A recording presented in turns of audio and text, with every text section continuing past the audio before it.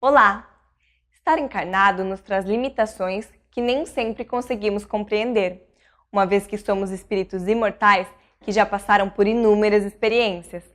A doutrina espírita pode ser um instrumento importante para o entendimento das vicissitudes que vivenciamos. Está no ar mais uma edição do programa Vida em Foco e você é o nosso convidado especial. Fique conosco e acompanhe as novidades desta edição.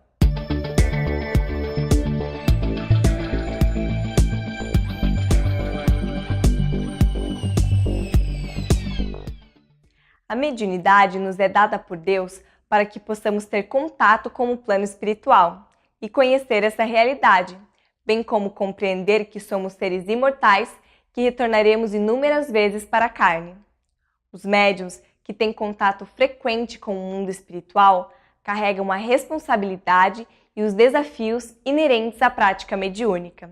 A entrevista de hoje traz o tema A Vida dos Médiuns. Não perca! A Vida em Foco traz também curiosidades, crônica, o quadro Espiritismo Esclarece e, fechando o nosso encontro de hoje, mais reflexões sobre a doutrina espírita e os ensinamentos de Jesus. Você é o nosso convidado. Confira agora a crônica da semana. É natural o desejo de viver em paz e ser feliz. Todos almejam levar a vida sem maiores percalços e desafios. Entretanto, a realidade é bem diversa. Qualquer que seja o contexto econômico ou social em que a criatura se apresente, ela enfrenta alguns problemas. Esse fenômeno precisa ser entendido em sua justa configuração. Um instinto de conservação inerente aos seres vivos indica-lhes que devem buscar preservar-se ao máximo. Trata-se de um recurso providencial para que bem aproveitem a experiência terrena. Caso não se cuidem como podem e devem, correm o risco de perecer antes do tempo. Com isso, deixam de aprender a lição do momento em sua integralidade. Ocorre que o aprendizado e o aprimoramento são a finalidade do existir. O espírito não renasce para se recriar, mas para se melhorar. Assim, a condição de flor de estufa não lhe assenta. Se fosse para permanecer em doce repouso, não necessitaria de um corpo físico. As injunções materiais tornam necessárias certas atividades que viabilizam o progresso. Porque precisa se manter, o homem disciplina-se a trabalhar. Como os postos de trabalho são disputados, ele se habitua a estudar e se aperfeiçoar constantemente. Para se manter no emprego, precisa respeitar inúmeras regras. Com isso, gradualmente incorpora em seu ser diversas virtudes: disciplina, polidez, humildade e todos os valores e talentos humanos não são presentes de Deus, mas conquistas do espírito. Em sentido geral, as exigências ordinariamente se apresentam. Algumas crises sempre precisam ser vividas e superadas. Nesse contexto de desenvolvimento amplo e constante, dificuldades não são tragédias. Elas representam uma lição preciosa. Todo espírito possui um destino glorioso. Nele dormem os princípios das virtudes angélicas. Constitui uma tola ingenuidade achar que se transitará pela vida ao abrigo de preocupações. Os problemas que surgem não são injustiças e nem perseguições. Seu sereno enfrentamento, em contexto de dignidade, é o próprio objetivo da existência. O homem não pode ser uma flor de estufa, delicada e de pouco perfume. Seu destino é se assemelhar a uma árvore frondosa, de madeira perfumada, cheia de frutos e flores. Integralmente útil, qualquer que seja o contexto. Na pobreza, pleno de dignidade e com muito amor ao trabalho. Na abastança, modesto e disposto a partilhar e a se fazer instrumento do progresso. Assim, não se rescinda dos desafios que se apresentam em sua vida. Entenda-os como testes cuja solução exige apenas disciplina e serenidade. A Vida dos Médiuns é o tema da entrevista de hoje com Dineu de Paula. Acompanhe! Olá, que bom que você está conosco. É uma alegria ter a sua companhia, que muito nos honra. Alegria e honra também receber Dineu de Paula, mais uma vez. A alegria é minha, mãe. Para você que ainda não conhece, Dineu de Paula já é membro do nosso programa, é servidor público federal, é juiz federal em Curitiba, está vinculado à Sociedade Espírita Laços Fraternos e lançou recentemente um livro psicografado por ele mesmo, naturalmente, e ditado pelo espírito Bernardo, chamado A História de Matilde. Perfeito. Esse não é o primeiro livro psicografado pelo Dineu. O Dineu já tem um outro romance, que é ditado pelo espírito Padre José, todo mundo escondendo a identidade, né, Dineu?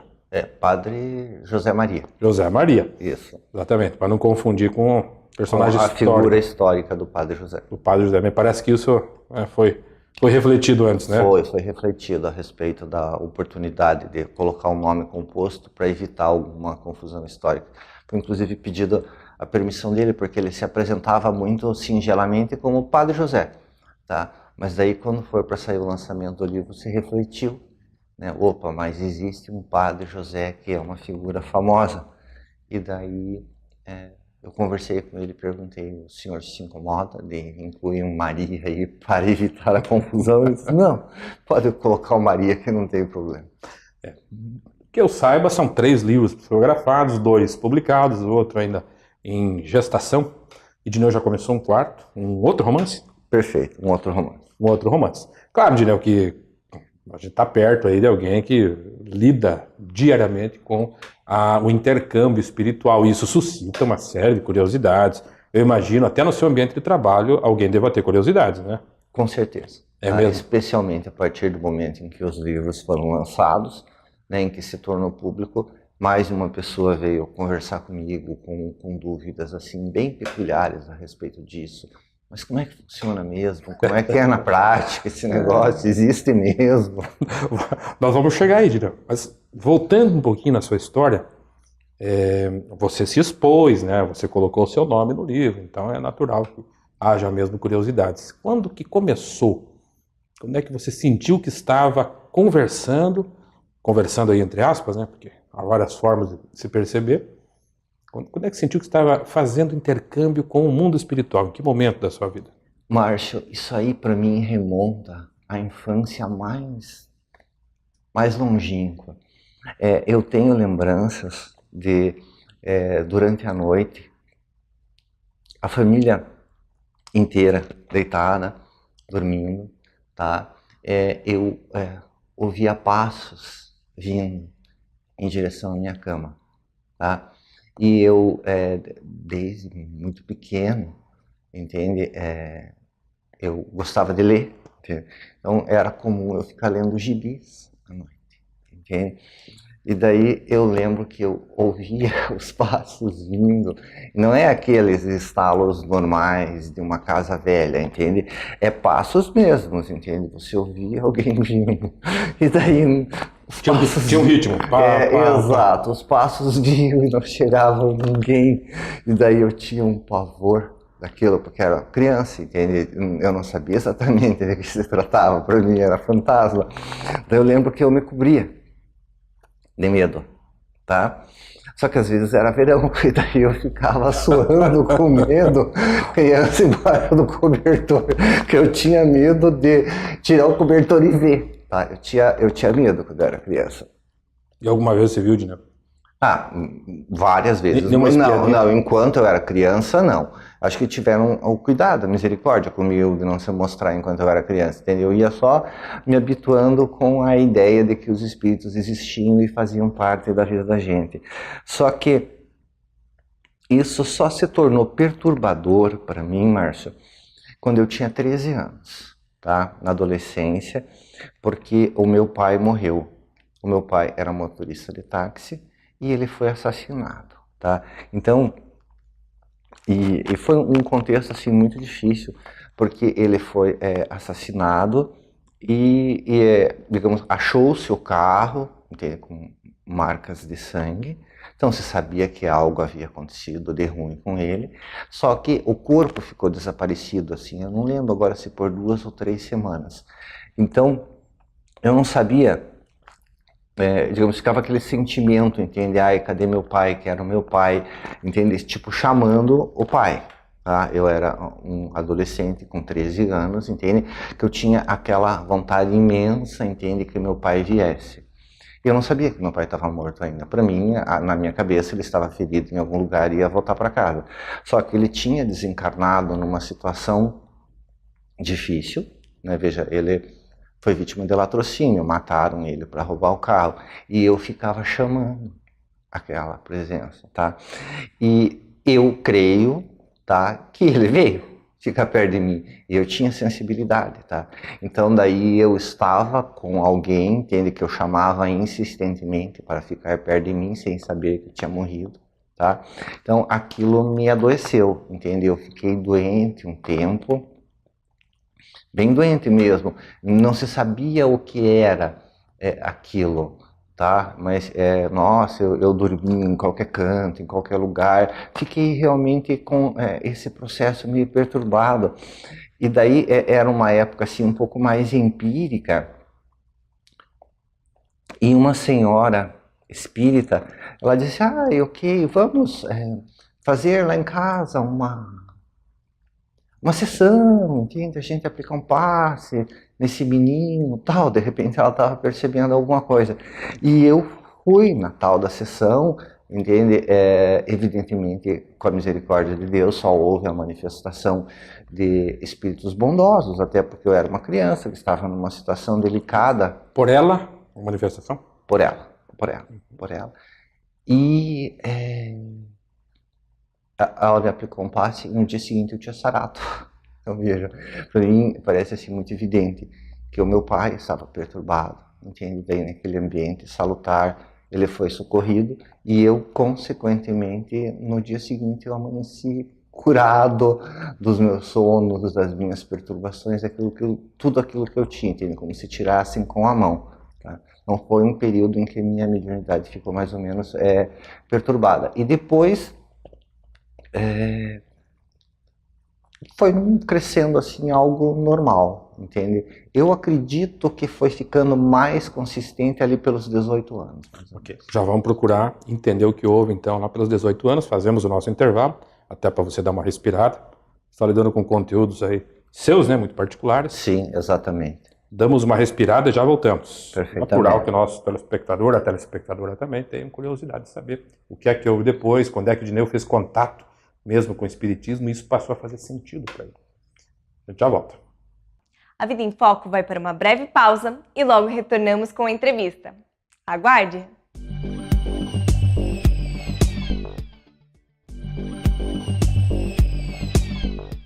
Retornamos com o segundo bloco de entrevista e o tema de hoje é a vida dos médiuns. Não perca! Muito bem, estamos de volta. Para você que está chegando agora, estou conversando com Dineu de Paula. Dineu lançou recentemente mais um romance, né, da sua lavra mediúnica, A História de Matilde, editado pelo Espírito Bernardo. Você pode digitar aí no Google, por exemplo, o livro A História de Matilde, Dineu de Paula, e que você naturalmente vai encontrar os pontos de venda, e esse livro está disponível. Uma história, aliás, fascinante, que já começa prendendo o leitor nas suas primeiras linhas. Eu li de uma passada só. E daí, como nós dizíamos lá no início, é claro que nós queremos saber de quem se trata, quem é o médium. Isso eu vejo lá no seu Facebook, as pessoas perguntando, isso e aquele outro, entendeu? Muita gente lendo, amigos seus, colegas de trabalho. Né? E muita gente passou a me escrever pelo Facebook mesmo, a pessoa inclui, daí ela manda perguntas em off ali. É um tema que suscita realmente, porque você trata a mediunidade, ela permite a certeza da existência da vida após a morte. E isso é algo importante. Tá. Dina, você dizia que até os 13 anos, e você encontrou uma pessoa que ajudou, você viveu uma angústia muito grande por conta da desencarnação do seu pai, as circunstâncias foram trágicas mesmo. E depois, só aos 18 anos, que você se recorda, então, foi aí que alguma coisa aconteceu. Veja, é que foi num processo, Márcio. Eu estou tentando agora aqui, digamos, no momento em que a gente fala a respeito, tentar recordar isso. Mas foi ali pelos 17, 18 anos, realmente, que a coisa foi ficando mais consistente. E eu lembro que quando eu tinha 19 anos, eu fui morar em uma cidade que tinha um centro espírita, o qual o coordenador do grupo mediúnico, ele era um senhor muito experiente e ele era vidente, sabe? Então, porque no começo da mediunidade, Márcio, você tem muita dúvida, entende?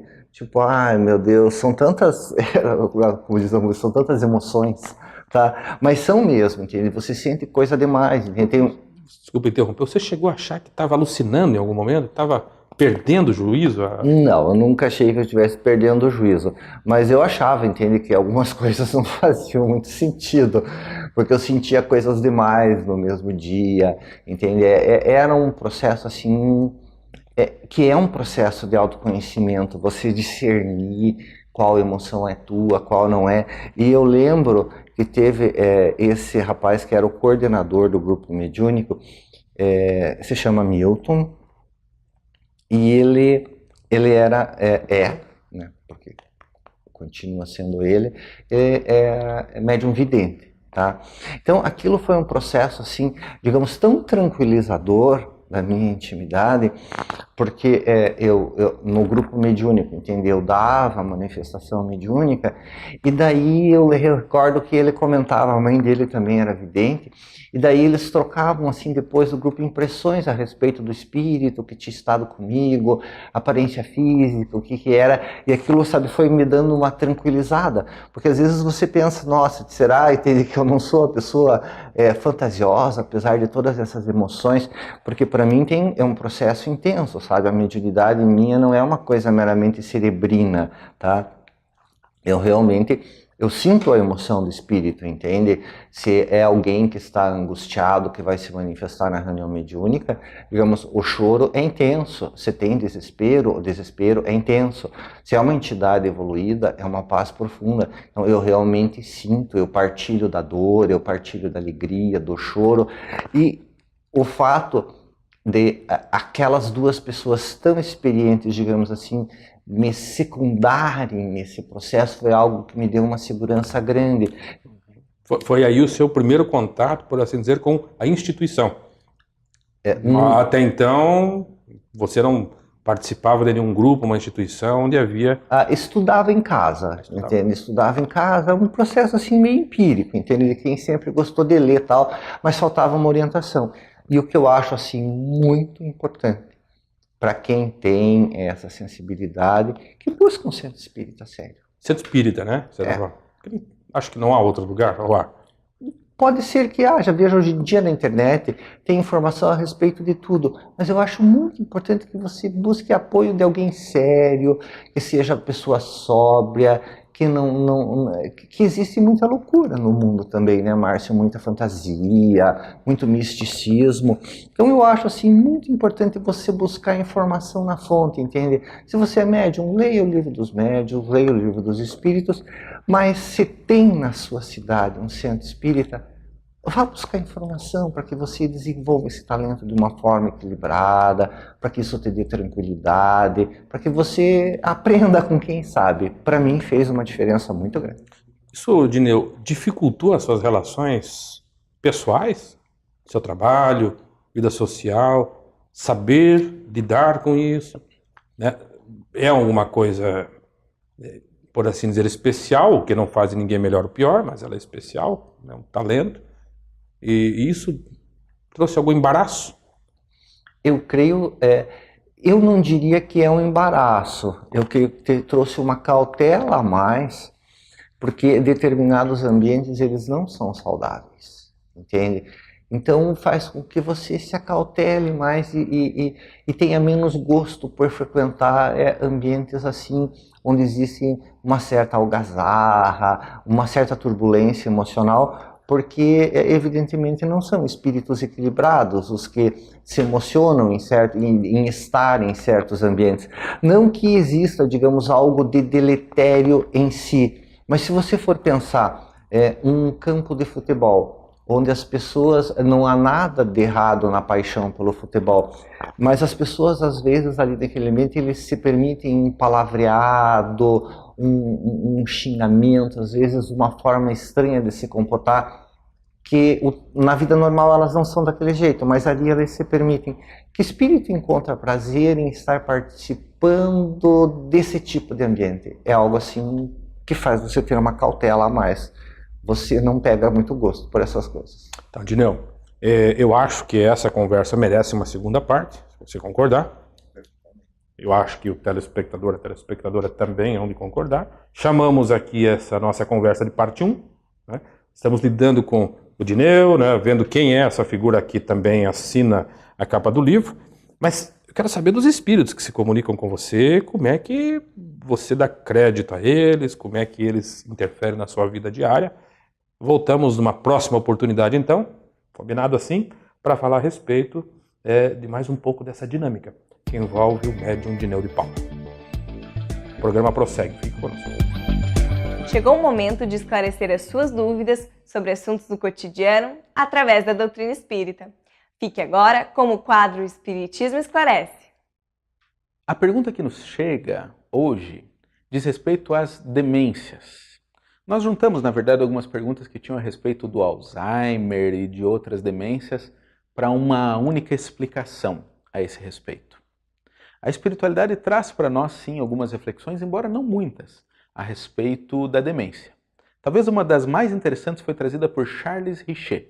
Charles Richet foi um médico fisiologista, prêmio Nobel de Fisiologia, em 1913, e que escreveu um livro chamado A Grande Esperança, que é um livro no qual tem muitos conceitos espíritas, que é tido como uma das obras clássicas da doutrina espírita também. Então, o médico francês, ele acompanhava os desenvolvimentos da ciência do seu tempo.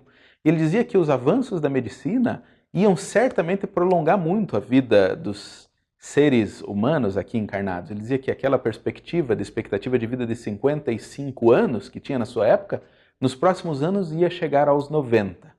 Curiosamente, nós agora, no ano 2017, temos alguns países chegando a 86, 87, e eu fico pensando naqueles 90 que ele dava, se ele imaginava que era um teto ou não era um teto. Já vi também alguns médicos dizendo que logo as pessoas vão viver 120 ou 150 anos. Bom, é necessário entender que muito do que nós pensamos para o futuro tem uma grande dose de opinião pessoal, expectativa e esperança. Em 1950, na década de 50 e 60, surgiram alguns antibióticos, como a penicilina e a sulfa, e o Centro para Controle de Doenças Americanas, o CDC, disse assim que ele imaginava que nos próximos anos iam ser erradicadas as doenças infecto-contagiosas. E a gente vê, 50 anos depois, os germes muito resistentes e as grandes dificuldades com a infecção que a gente tem hoje em dia. Mas é fato que nós estamos vivendo mais, e Charles Richet já tinha dito isso. Quando nós vivermos mais, nós vamos ter mais demência entre as pessoas. Porque o nosso corpo é sim perecível. Nós espíritos encarnamos para passar um determinado tempo aqui na Terra. E à medida que a gente vai vivendo mais e mais, naturalmente a gente vai viver com equipamentos cada vez mais deficitários, com cada vez mais dificuldades. E a demência é uma dessas que mostra o esgotamento. É claro que a gente pode acelerar o esgotamento do nosso corpo físico ou tentar preservá-lo um pouquinho mais, devemos fazer o esforço para isso. Mas é interessante observar que o espírito continua lúcido. É o instrumento físico que não consegue trazer mais para a comunicação com o meio físico o que o espírito está percebendo na sua lucidez. Por isso é importante você que tem um parente com demência em casa, que você continue oferecendo todo o carinho, todo o cuidado, porque aquilo que ele aparentemente não percebe está lá sim adormecido naquele momento. Então é uma vivência por vezes dolorosa para o espírito passar pela demência do seu corpo físico. E é uma provação também para os que ficam aqui terem aquela pessoa que tanto amam passando dificuldades em casa. Mas devemos fazer esse exercício entendendo que ali está um espírito lúcido e pleno e procurando dar o nosso melhor nos cuidados da pessoa que sofre ali sim com a sua demência. Alberto Almeida nos traz momentos de reflexão com o quadro Espiritualidade em Gotas. Fique conosco! Enfermos ou médiuns? Muitos epiléticos e loucos que mais necessitam de médicos do que de exorcismos têm sido tomados como possessos. Foi parte da resposta oferecida pelos espíritos à questão 474.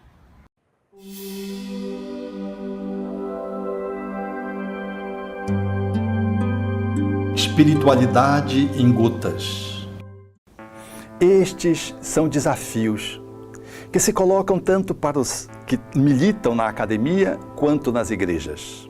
Psiquiatras, psicólogos, psicanalistas, médicos, profissionais da área da saúde mental, se não tiverem cuidado, podem catalogar alguém que seja apenas um paranormal, um médium, que faz um transe na sua sensibilidade psíquica e que não representa um quadro de distúrbio mental como sendo um quadro de distúrbio mental, porque ele vê o pai, porque ele ouve o espírito, porque ele viu uma avó que já faleceu há muito tempo.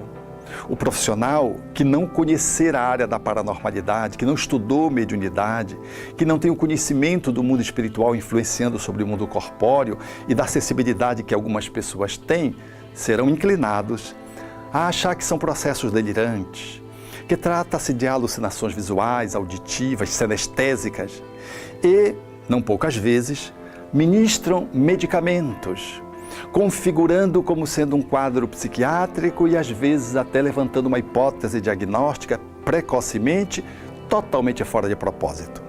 No mesmo caminho, no sentido oposto, religiosos que não estudam o seu mistério, que não estão bem aprimorados para analisar a dinâmica da paranormalidade e que não conhecem os transtornos mentais, são capazes de configurar alterações orgânicas ou psiquiátricas como sendo influências espirituais.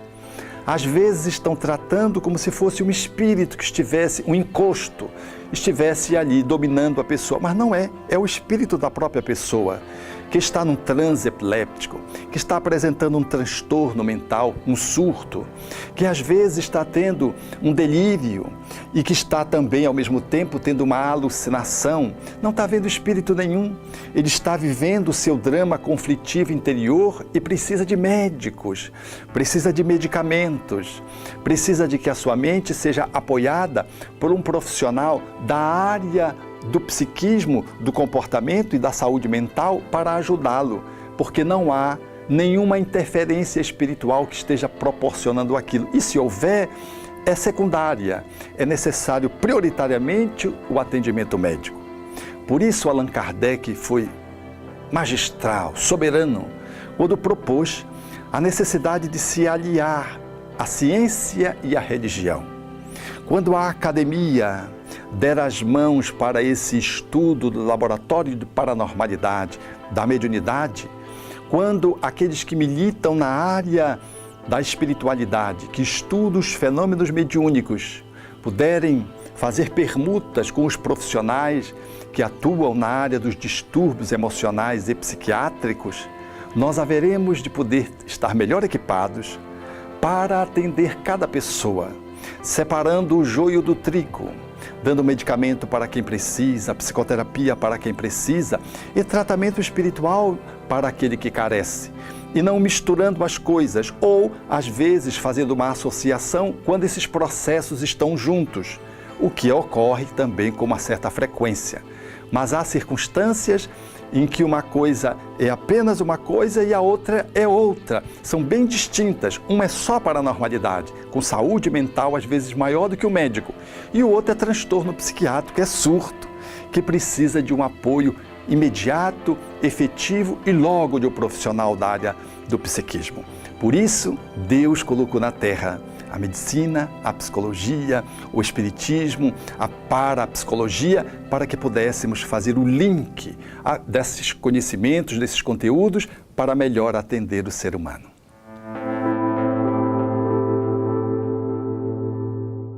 A Vida em Foco volta na semana que vem com mais novidades. Agradecemos todas as participações que nos ajudam a construir e a melhorar o programa. Por isso, se você quer entrar em contato conosco, mande seu e-mail para contato@avidaemfoco.com.br. Se você perdeu alguma edição anterior do programa, acesse o site www.avidaemfoco.com.br. Tenha uma ótima semana e até o próximo A Vida em Foco.